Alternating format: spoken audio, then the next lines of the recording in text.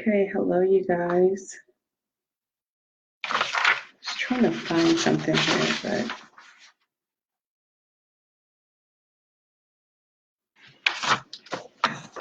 okay. Hello. First of all, I hope everybody had a wonderful day today, a beautiful, beautiful weekend. This past weekend, I hope your loved ones are all safe. I myself am doing well. My family's doing well as far as I know of. And we appear to be safe. That's a blessing. So, and as you guys know, or for those of you who don't know, I don't get on here for a fashion show. So, I had my braids in. So it is what it is. I took them out and I haven't had a chance to deal with this. So, but I wasn't going to let my hair stop me from coming on. So, yeah, this is what we're dealing with tonight. But needless to say, I'm not going to hopefully stay before you guys long. And I hope my voice is like, okay, I'm still dealing with this laryngitis or whatever this is that's going on. My scripture, you guys, is Psalm 75:2. You say, I choose the appointed time. It is I who judge with equity, meaning with fairness and justice. The reason I chose this one is because you got to really, really, really, really be careful of the stuff that you're watching, the stuff that you're listening to, especially when you're going through. Because one, I'm not even a TV person, but through this journey, every so often when things get a little tough for me or when I feel like I need to escape and give my brain a breather, then I'll, try and sit down in front of the television. I usually try and make it a family movie or a romantic movie or something, of that nature, but I don't do a whole lot of action flicks or sci-fi or murder, bloody type stuff, just because it messes with my head. And so I try to, when I mean that it messes with my head, I mean like with my visions and everything. It just really, it's not good for me. And so I try to look at some of those types of movies to just try and, escape, go and visit another, another setting, another, be entertained for a moment. And when I say that you really, really have to watch what you're watching or front loading, in your system during the time that you're going through, you really do. I end up sitting in front of one of Ice-T movies. Yeah, right. Okay. I want to say it was called Crossing the Line or something of that nature. It was about these four sisters, all they wanted to do was survive. Their mom had died, and they had a flower shop and they just wanted to survive or what have you. But then, the people in the drug or pharmaceutical people in the community or whatever, drug dealers or whatever, they wanted to take over the flower shop. They didn't want them to, to be there without actually housing their product and stuff. And so, needless to say, one of the young ladies ended up getting killed, and the other sisters, I'm sorry, forgive me, she didn't get killed. She got shot a couple of times, and it was going to require her to have several surgeries or what have you. And so the sisters, although they were sisters who didn't believe in violence, who didn't believe in vengeance, and revenge and things, at the start of the movie, their mind frame shifted towards the end of the movie because of what they had went through and what they had experienced, through their journey. And so they did eventually turn to, guns because of not seeing the justice that they needed to see through the system. You know, at first it was the song of let the polices handle it. The polices will, you know, do this. The polices will do that. But then once they realized that, or once they started to feel that, you know what, no, they're not. They're not going to do what they were supposed to do.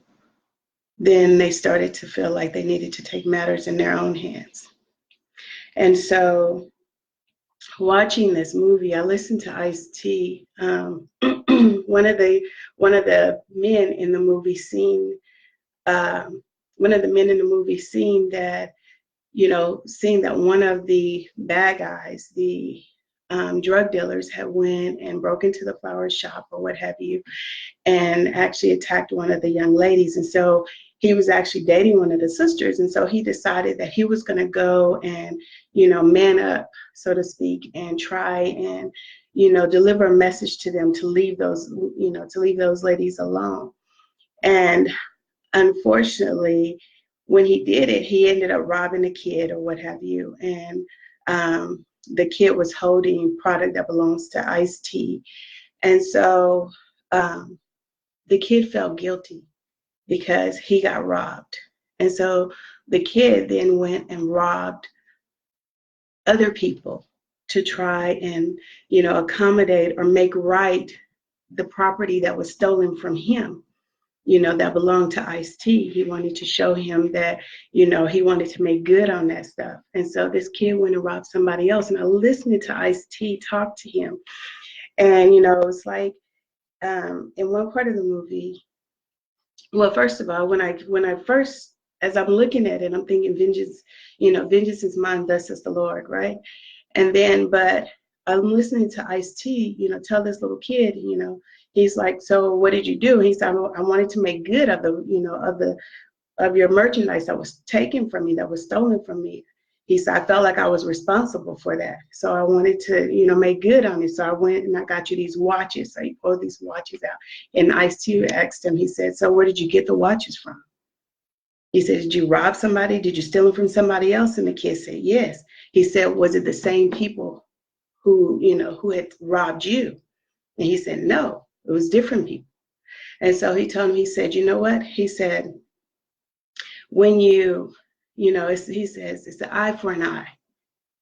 He said, when someone wrong you, then you wrong that person. That's revenge. He said, but when someone wrong you, and then you go and you do differently towards, you know, you go wrong someone totally different. He said, now that's, you know, he told him, he said, now that's stealing. He said, now you've broken one of the laws, one of the commandments in the Bible. Because now it's no longer an eye for an eye. This is you just straight up stealing from someone who didn't have anything to do with your situation. And so I'm looking at all of this. And of course, seeing these girls shift, seeing their spirit shift, seeing, you know, them be in a place that, you know, I'm in regards to believing and having faith in the system and trusting that the system is not dead and trusting that the whole system is not so screwed up to where this is where our justice is now, is that our justice is, you know, is dead. And that we're actually living in a system or surrounded by a system that is ran on injustice. And so I'm watching these women and I'm watching them transition into these people that they never wanted to be. And I'm hurting with them because I understand. I understand what it feels like to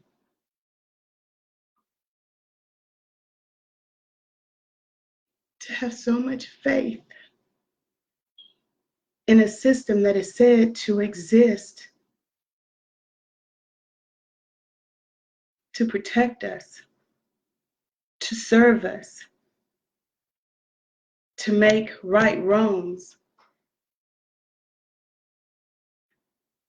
and to watch it in front of your face unfold at every level at every step.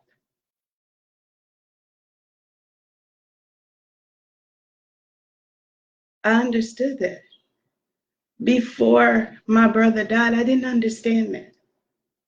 I've never seen it. I never witnessed it. And when you've never been in those shoes, that you don't know what the next person has gone through.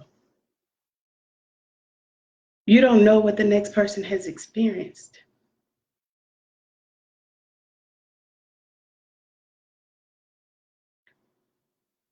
And so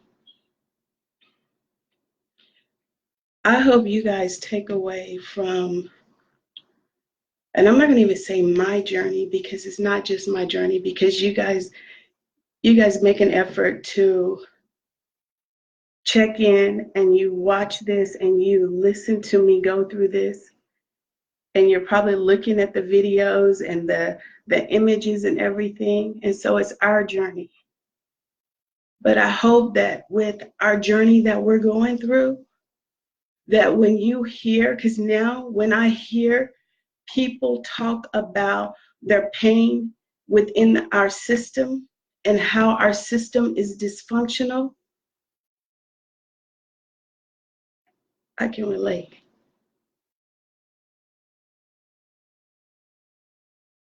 I can relate. I have a pain from our broken, dysfunctional system. Am I going to say I'm giving up faith? I'm not going to give up faith, because my God is bigger than the pain that I'm suffering. My God is bigger than this broken system that we're dealing with. My God is bigger than these imps that are running around the city doing their malicious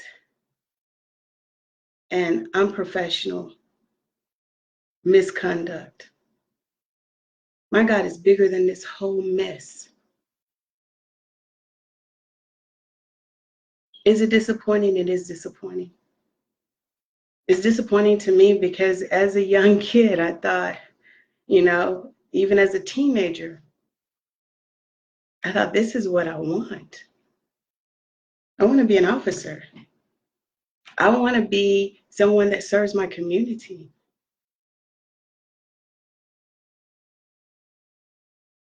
I want to be someone who makes right wrong. I want to be someone who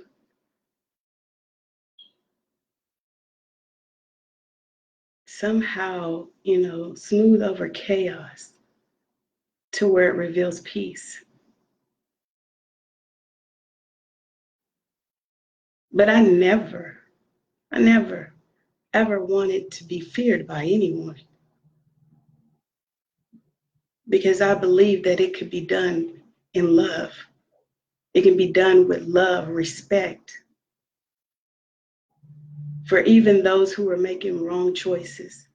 I felt like there was still some respect to have for them.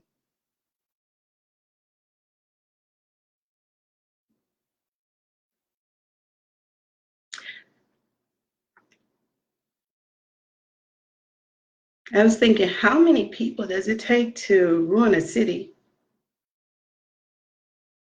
How many people does it take to ruin a city? All the way up to the freaking judge. Like, how many people do it take to ruin a city?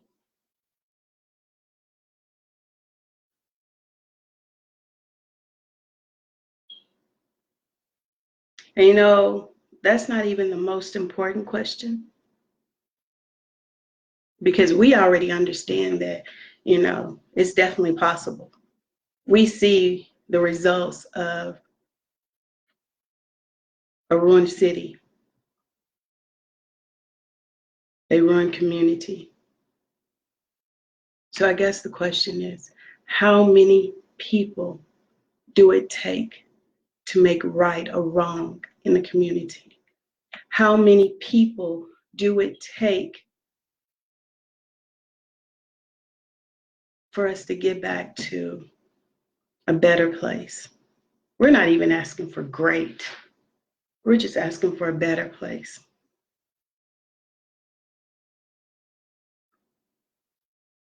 I have been having some feedback on the images. Ashley, you make it a point of every so often. Yes, I'm talking about the driver. You make it a point every so often to message me. You didn't tell me, girlfriend, that you seen your face up there. I actually did get, messages saying that, oh, that's Ashley right there. So you could have, gave me a shout out and said, girl, you finally got me. I'm right here. I mean, you was got anyway. It's your vehicle. But I'm just saying, when you seen your face, you could have just sent me that message. Okay, yeah. Since you sent me a message in regards to everything else, I'm just saying. I have before I go into sharing the images with you, I'm puzzled. I'm crossed, Chef Roberts. And exactly when did Butterfield, how soon after Butterfield shared with you that he's seen something different on the crime scene that then you wanted to share with us, meaning the family, that you took him off the case? Because I've noticed that even in the incident report, I know I stopped reading this thing last time, and I'm not going to start reading it all over, but even in the Union County Sheriff's Office Criminal Investigation Division's report, I noticed that you have all of these people. Let's see here.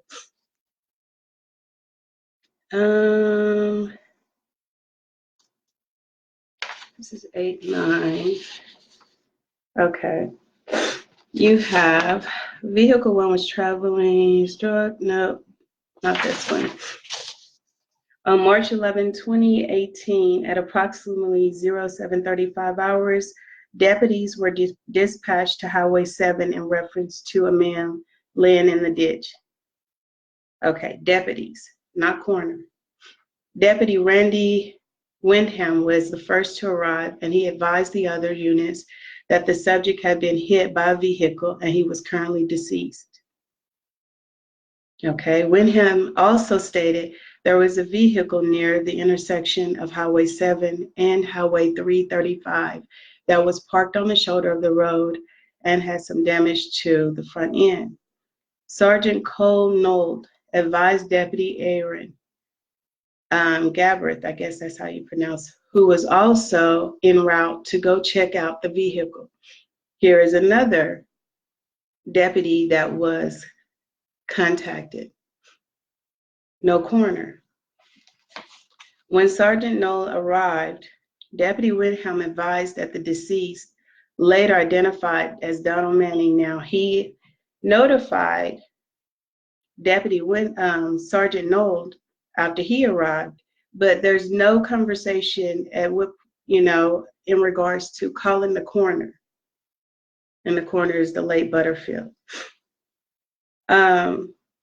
So Sergeant Knoll arrived, deputy, and please forgive me, Sergeant, if I'm mispronouncing your name. You want me to spell it? Knoedl. There you go. Deputy Windham is advised that the deceased, later identified as Donald Manning, was apparently hit by a vehicle. Windham also stated that there was a backpack farther down the road. Oh, looky here. So Windham also stated that there was a backpack farther down the road where Manning was. Windham also stated there was a backpack farther down the road, from where Manning was found. So, reason that's shocking to me, I guess it's the first time that it actually stood out to me, was that if you look at a couple of videos, and for those of you who remember, that was one of my concerns with the tampering with evidence, tampering with the crime scene, was the fact that When they taped off the crime scene area, they did not include the vehicle where all the space from the body to the vehicle on the right side of the body. On the left side of the body, and neither did they include all of the space from the left side of the body. Let me try this again. They did not include all of the space from the church to the body, which is where the area in which the officers and the detective was up supposedly looking for something on the ground. And as I share with you, by looking at some of the wounds in the injuries that was sustained to the body in the autopsy report, there could be possibilities that they were looking for bullet casings. But that whole area was not included in the crime scene. On the other side of the body, from where the vehicle was all the way to the body, all of that space was not included as well. And so that was a concern during that time that I felt like that was tampering with evidence, and that was not a proper crime scene marking, which actually looks like that wasn't, now that we've gotten so far into this, we're learning that potentially wasn't the crime scene in the first place. That was a stage scene. But here it does make mention of that whole space that was not included by Wyndham stating here that the backpack was further down the road from where Manning was found. So that is your confirmation right there that in regards to that little area that they had marked for a potential crime scene during that stage scene, that there was that there was further down the road all the way that should have been marked as well, if they was going to claim that to be the crime scene. But anyway, so let's get back onto this. And the reason I was reading this was I wanted to share with you guys how many times there was a different deputy that came out or that was called out to the scene, but for whatever reason, even with the announcing of his death, Butterfield was nowhere around. And for those of you who know the significance of Butterfield during this whole situation, Butterfield made the decision to go against his, I don't know if Sheriff Roberts is considered his superior or whatever, but to go against Sheriff Roberts in regards to allowing me to see my brother's body. Butterfield tried to share with our family that he believed that there was something else that took place out there, and Sheriff Roberts kept cutting him down, pretty much stopping him in his tracks in his conversation in regards to it.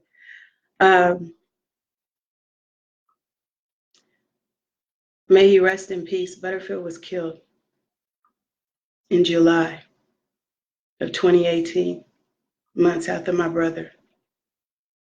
However, prior to his death, he should have been able to, because from my understanding with research, generally the coroner writes a autopsy report anywhere from 2 or 3 days after picking up the body. I know for a fact when I was taken to the morgue, when I met Butterfield there, that he was working on his body. And I did request an autopsy report. Before I go into me requesting an autopsy report, and I do mean Butterfield's autopsy report, I did request a copy of his report. Before I go into what the results were from that report, again, what I was sharing on here was how many people came out to the scene, how many deputies came out to the scene, and we already know that Butterfield was out on the scene. But for some reason, these wonderful Union County Sheriff Office Criminal Investigation Division paperwork does not reflect that Butterfield was even on the scene. And I don't know if that's just to, if that's just to say if his name is out of sight, out of mind, then no one will assume that he was ever there. He was there. He was on the scene. And with him being on the scene, He came off the scene saying that there was things that were just not lining up with what Sheriff Ricky Roberts was sharing with us. So that was my whole point in reading this here, was to ask Mr. Roberts exactly when was he taken off the case? How soon, how quick did you snatch him off the case? How soon, how quick did you prevent him from doing his job? Because my other reason for asking is because I reached out to Stormy Prim, who now currently has Butterfield's cell phone. Christy, how do you know he has Butterfield's cell phone? Well, I know he has Butterfield's cell phone because when I say that Butterfield and I was communicating, when Prim returned my call, he called me from the same number Butterfield used to call me from. As a matter of fact, there's a text in my phone from that from where I had sent a message to Butterfield. So, in regards to Mr. Stormy Prim, I think that was your first name, Stormy Prim. In regards to Mr. Stormy Prim and Mr. Butterfield's autopsy report, how soon did you snatch him off the case? Because the first day, seeing that the incident happened early that morning, 7:35, you guys have, in which his body was found.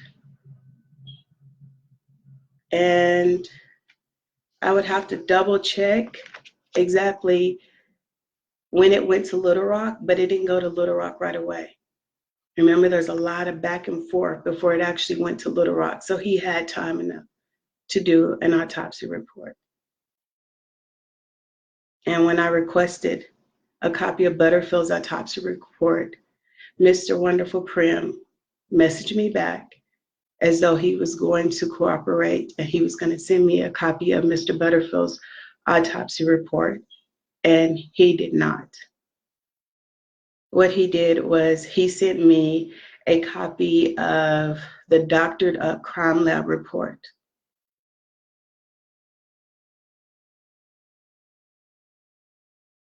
So, again, I'm going to ask if you could be so kind, if we could get a copy of Mr. Butterfield's autopsy report or his coroner's report. That would be nice. We would greatly appreciate it, especially considering the fact that Mr. what's his name, Cokes, was not progressive enough to figure out the cause of death to where he could actually state it on the death certificate. And do please forgive me, Mr. Cokes, if that comes across rude. I wasn't trying to be rude. I was just saying that had you been progressive enough to figure out the cause of death, you surely would have stated it on the death certificate, right? That's all I'm saying. So my thoughts is hopefully Butterfield did in his coroner's report. So if you could be so kind, please share that with us. You guys, for the images, to be completely honest, it actually came across pretty late in the day, and I didn't feel up to actually going to Walmart. So I am going to upload a fresh image of the actual car. So then that means you guys will have a fresh image to, go and zoom in, enlarge, or whatever that you need to. So I'm going to upload a fresh image of the actual car again for you guys, for those of you who need it, because I know when you start working with this, you kind of lose your actual original image. At least I have a couple of different times because of messing with the different images so often. But this will give you a fresh new image of it and allow you to start from scratch with these images. But this again is a picture that I already had, and I just went in and I just grabbed the images that I see, and I marked them here. So you guys, we're gonna go 3 images, okay? It's probably the top one is probably going to give you 4 if you can actually zoom in. And I have not myself zoomed into these. Let me see something. I don't know if this is going to. I have not myself actually zoomed into these to actually take a picture for you guys. And so I will make an effort to do that. But for now, you have 3 images to go look at. And I don't know if you can actually see them on here. Now, the difference in these is we was basically dealing with almost like silhouettes. But these here are not silhouettes. These are just faces that are just actually just sitting there. But here we go. Let me see if it's gonna, if you can see it on here at all. There's one here where a guy, and this is right up under, unfortunately, this row of people here. If you look right up under there, you're going to see a guy here, right here, with shades on, just sitting out there in the opening. So go check out that face and see if anybody recognizes him. Right here, here's another face right in here. He's just, he's out there in the open.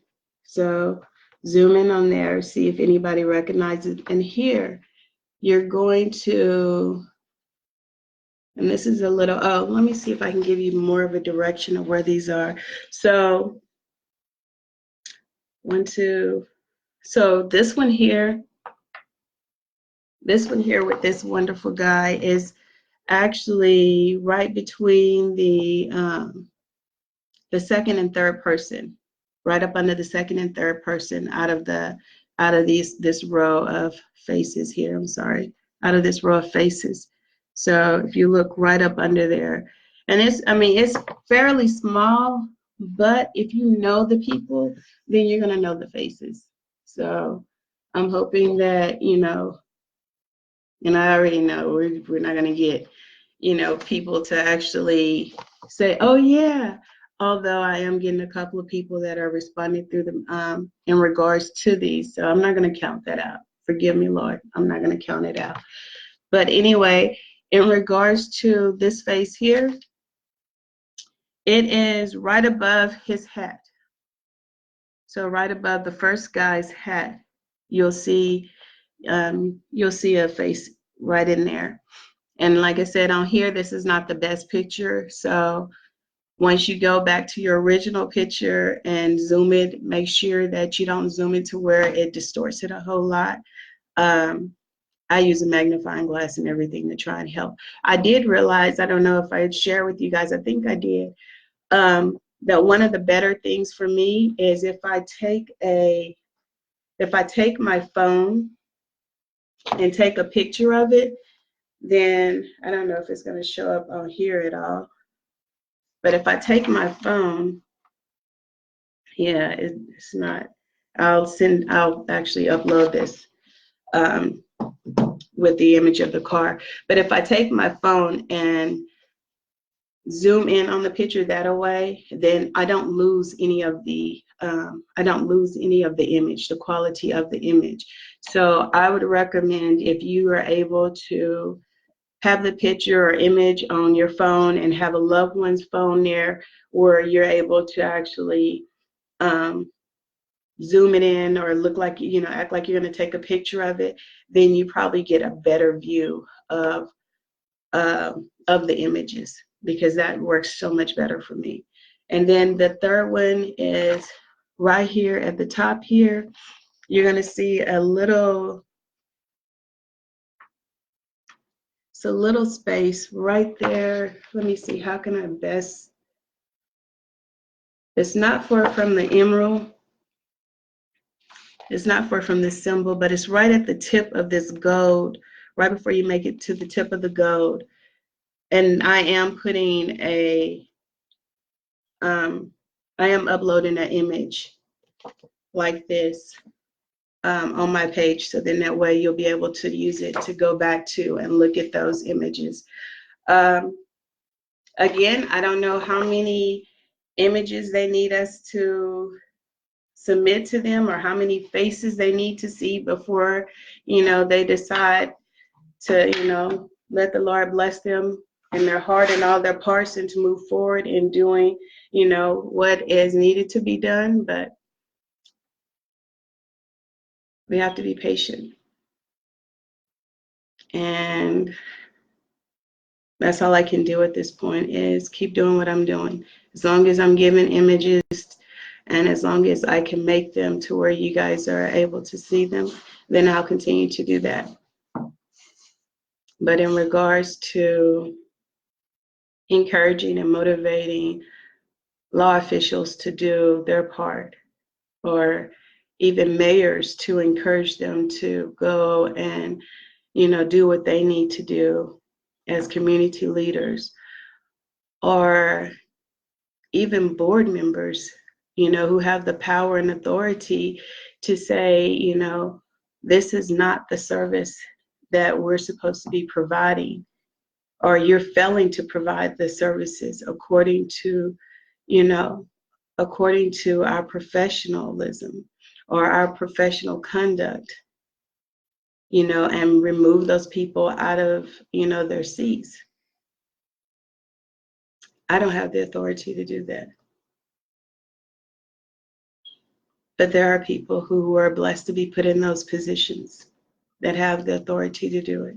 Now, whether or not they do it, that's between them and the good Lord.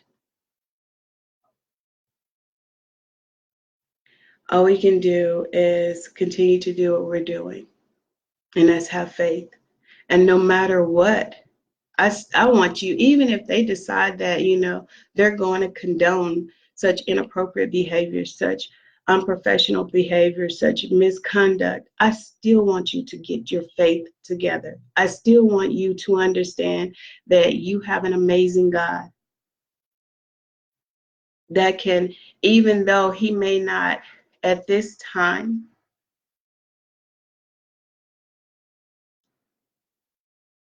have whipped or spanked or, shaken enough souls to where they want to do what they need to do in order to make right what they need to make right in the community for the people, you still continue to have your faith.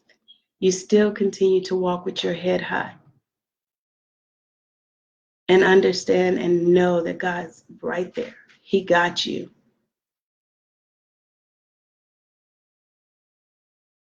He got you. Even through this journey, this struggle, this mess,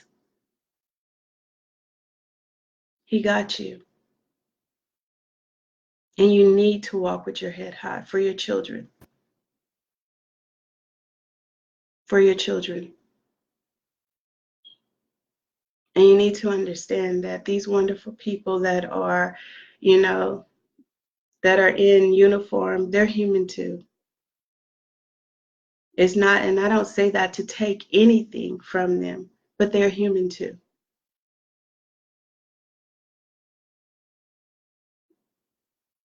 They have children. They have a husband. They have a wife. They have a mother. They have a father. And just as they want respect, they should understand that you do too.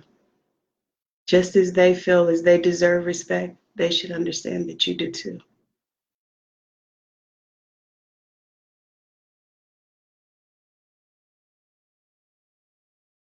We all deserve to be treated with decency and respect. And no one should be made small in front of their children and in front of their family. And if for some reason you're feeling like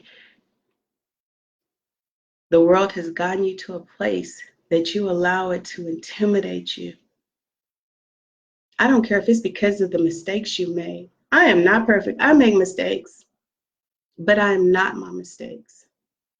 I'm not defined by my mistakes. And for a lot of you, with what we witnessed and what we've seen in these pictures and these images, if these wonderful people can go to sleep every night and wake up knowing that they have blood on their hands and knowing that they are condoning this type of corruption and this type of maliciousness in the community, and they can still walk with their heads up, then my God, you guys better get up and walk with your heads up. Because trust you me, when the Lord is looking down, he's looking down on you guys. He got his eyes on you guys. And I hope you're holding your head up to look up at him with the power and the strength invested in you by your Father up above.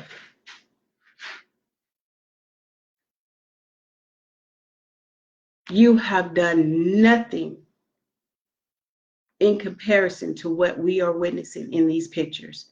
So if someone is trying to point a finger at you and someone is trying to make you feel bad about the things that you do or the things that you've done, trust me, you have witnesses. You have evidence that there are people that have done far more worse than you have. So you are not at the bottom of the barrel. So forgive yourself and move on. Forgive yourself and grow. Strengthen yourself, strengthen your loved ones. And if you have someone that close to you that is pointing a finger at you, tell them if they can't accept that you are not your problems, you are not, your mistakes,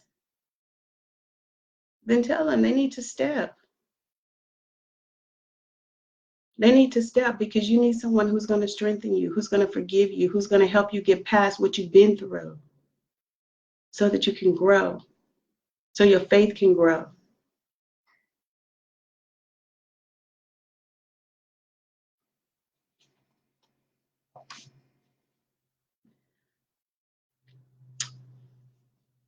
This is on the side, I'm sorry. But for you wonderful people that have nothing better to do than to send out chain messages and say that if you don't do this, if you don't do this, the Lord is going to do this, the Lord is going to do that. I don't need you to be sending me that wonderful stuff. I love you dearly. I appreciate you for thinking about me, for taking your wonderful time out, to message me. I do. I appreciate it. But I'm not a chain person. I don't do the chain letters and, that if you don't, that daring stuff. If you don't, then this is going to happen to you or that's going to happen to you. Trust me, I've been through enough already. And I know it's not your intentions to wish any bad on me, but still, send me a prayer. Send me, an encouraging word. Send me a scripture. Send me anything except for a chain letter or a chain text or a chain message.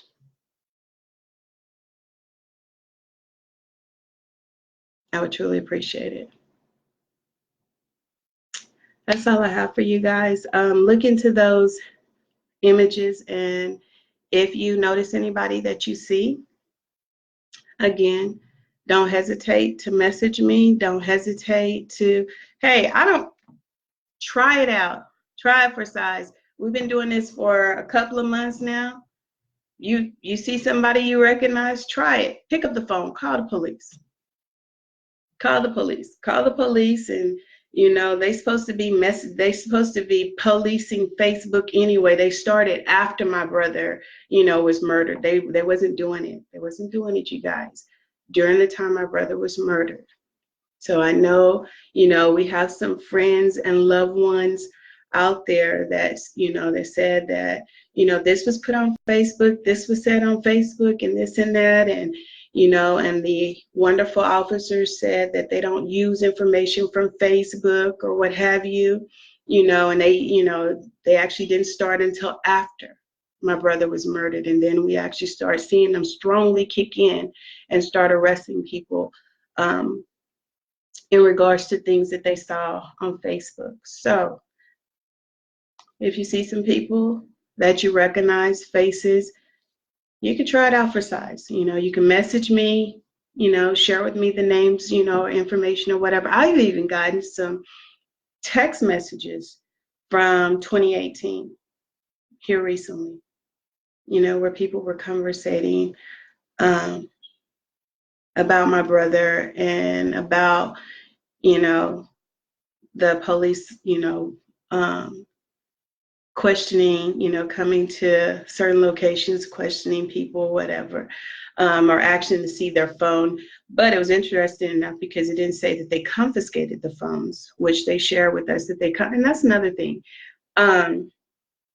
Was I was told, or the text messages, you know, shared that the officer looked at the phones, but he did not confiscate them. You told us, Sheriff Roberts, that you confiscated everybody's phones and everything, and you were still holding on to those things. And you have yet, till this day, I mean, I would definitely have to double check, but the last time I talked to my sister-in-law, you have yet to this day returned my brother's things.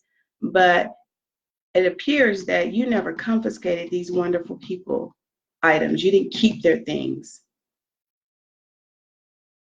So anyway, yeah, there was witnesses who can attest to that. But so that was interesting. So if you could, he had the same address as his wife. Could you so kindly, you know, put those in a baggie or, you know, a box or whatever and ship his wonderful belongings back to his wife, seeing that you guys didn't use it the way you're supposed to in the first place. That's all I have for you guys. Like I said, if you choose to, if you see some faces that you recognize, I feel like with these last couple of faces, especially with the images getting clearer to us, that if you want to give it another shot and call your local police department and share with them, I see such and such in one of these images. And just to remind you guys, the reason these images are so important, again, is because there was never a picture from the night that my brother's body was found, or from that early morning before daybreak that my brother's body was found. And additional to that, it was said that the driver did not know what she had hit. And of course, we proved that wrong by, you know, my brother's image in his reflection of his body in her headlights. But additional to that, it just shows that these images just show that a lot was going on wherever this young lady was. And there was more than just her there. So, but out of all the people that were there, so all these wonderful faces that you're seeing that are, you know, currently still breathing, out of all these people, none of them called in his death and possibly whatever else that was going on at that location. So that is the significance of this, of these images. That and the fact that pretty much everything that she has said, her car basically is revealing that it was a lie.